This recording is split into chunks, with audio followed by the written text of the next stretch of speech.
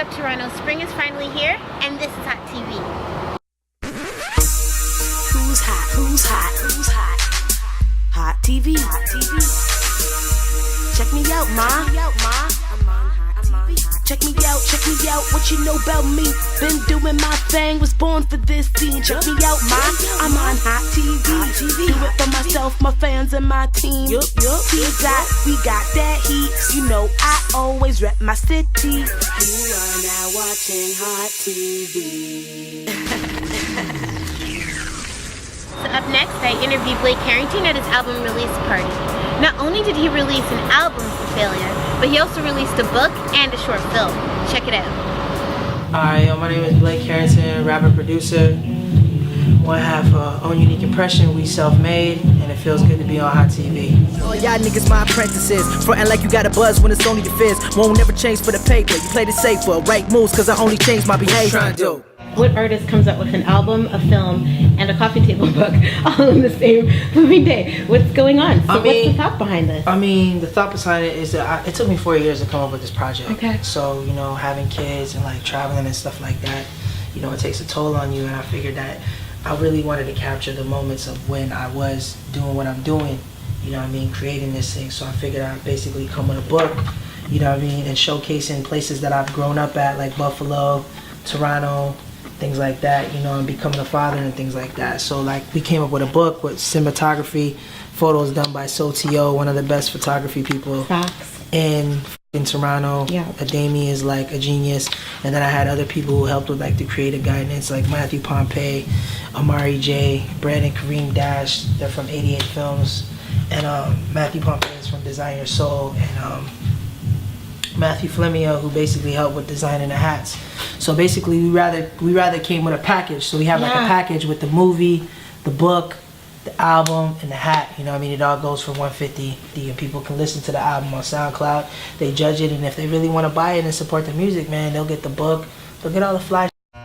Sway the morning shade for 5. Home of the hyenas. With the Escobar jersey, everybody know that the nigga be worthy. I'm come with the stacks and the note of the furry. My packs with the coats and the note of the furry. Hey, don't flex, go to the back, so I'm coming way back, and they all knew we next. And I'm talking on the back with the lip black. Hold up, let me count these checks. Like I was trying to hook up with Sway for like 3 years, man. I miss seeing him backstage at all these shows. Like, yo, check out my stuff, check out my stuff. And man, when he came to Toronto, I was like, nigga, I'm gonna show you why. You know, we need to be on top. You know what I mean? Tell me what you're trying to do. Tell me what you're trying to do. Tell me what you're trying to do. Tell me what you're trying to do. Whoa. Right. Yeah. So talk to me about Failure, and like, why is that the title, and what does failure mean to you? To me, failure means finding a way and loving yourself reflects excellence. That's what we broke it down to an acronym. And failure is what teaches you to what to get prepared for what you want to become. So without that, you wouldn't become the person you want to become and what you want to do. And like, you know, your biggest failures are going to be something that you learn from and gain from. Now, some people go through failure and they can say, well, it's not working out. I'm just going to say, f it, call it a day. But you really literally have to just keep pushing and doing exactly what you need to be doing in order for it to get better. And nobody became something without failing. So, you know what I mean? And that's why I called it failure. And everybody was looking at me like I'm a failure based off my situation, having 2 kids and everything like that. And, you know, the album not coming out the way it is. And, you know, this was a big monument for me, man. And that's why I decided to come with a book, because with the book, it frees so much time with it. We're here at Blake's album drop, and it was a beautiful experience. He got the movie, short film, he got the book, and the album. And from what I've heard, the album is dope. So everybody got to go check that out right now. Oh, Blake did it. Blake did it, man. He did it. A ridiculous. Oh, he did it. He did it. He did it. He did what a lot of people are afraid to do. Listen, most people don't know this, but nigga Blake Carrington, that's family, eh? Like FOE, blood, like real blood. We share the same real family blood. That's the nigga, and I'm proud of him. Movie, book, album. Like, listen, I remember we used to have family barbecues. You understand? Like, me and my family, you know, we're Scotians, so you already know we were deep. We used to have family barbecues at Water Kingdom, and you know, the picnic area before you go in, and that's where we would chill. And we would have a DJ set up with the mic, and Blake used to kill it from when he was young, and I always knew that he would be doing things right now. I'm so proud of my family. You already know. How does your music represent Toronto?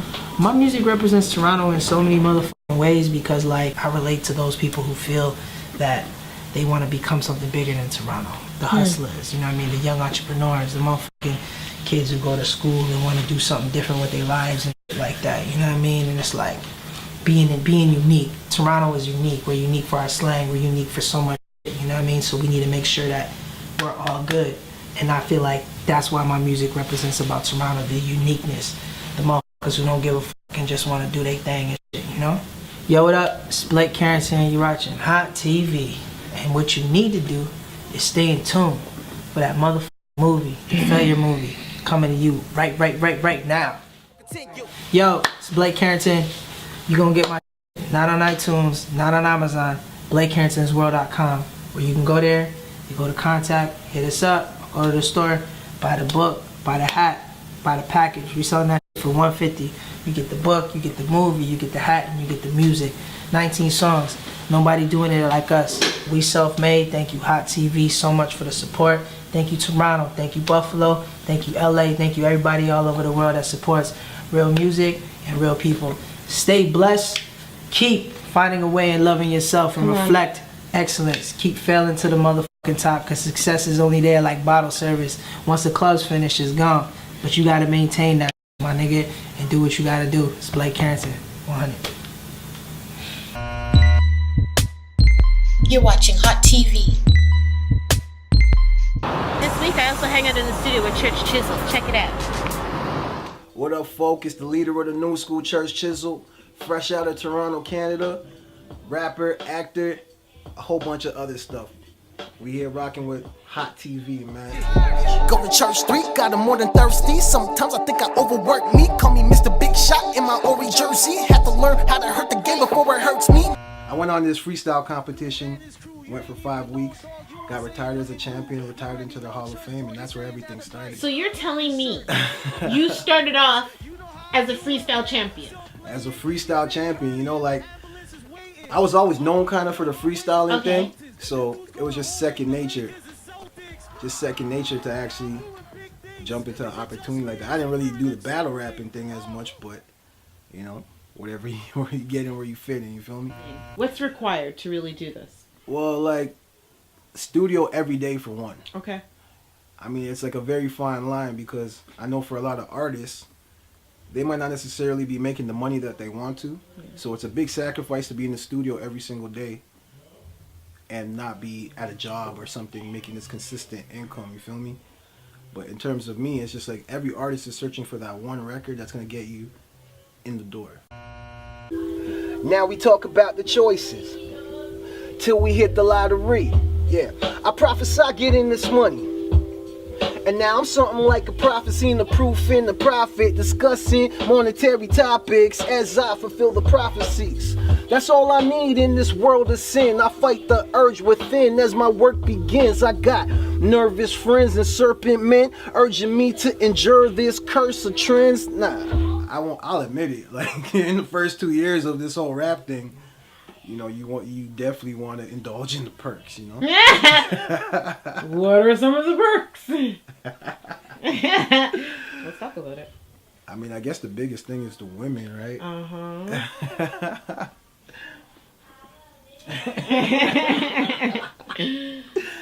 And you know what I mean? It's just like women coming up, you're going to have to like fight for that. You're going to have to vie for that. You're going to have to like go so much more out of your way, you know? And when you start getting a little success, that is your courting. So they don't even have to know you. The moment they meet you, they feel as if they know you, you know? Genius! Do you consider yourself a poet? Definitely.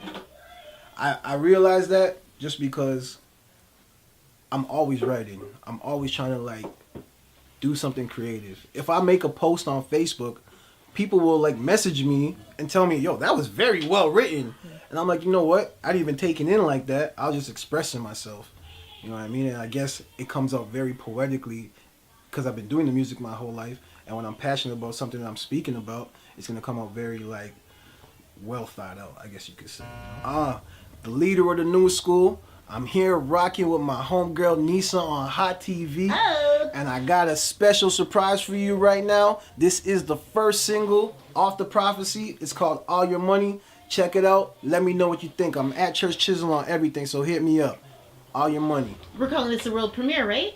This is definitely a world premiere. You guys are getting the exclusive because it's hot. And you guys are Hott TV, so it's only right, man. Check it out. All Your Money. Oh, weak, baby. You're watching Hott TV. Thank you for watching. Up next, Shop Talk.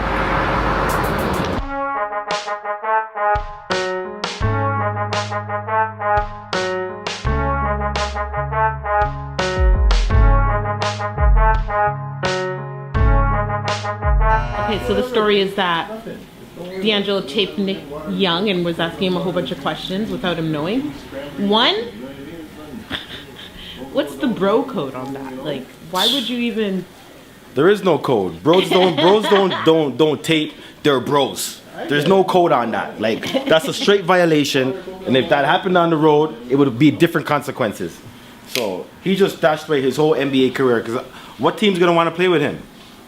Ain't nobody gonna want to play with him. I heard they weren't even passing him the ball after that. Yeah, that's what I The guy's on a breakaway. He's got his hand up for the pass, and his teammates just looking at him like, nah, I'm not giving you this ball, buddy. So, you know what I mean? To each his own, but that, we don't support that. Eat that thing, that. Fire for that.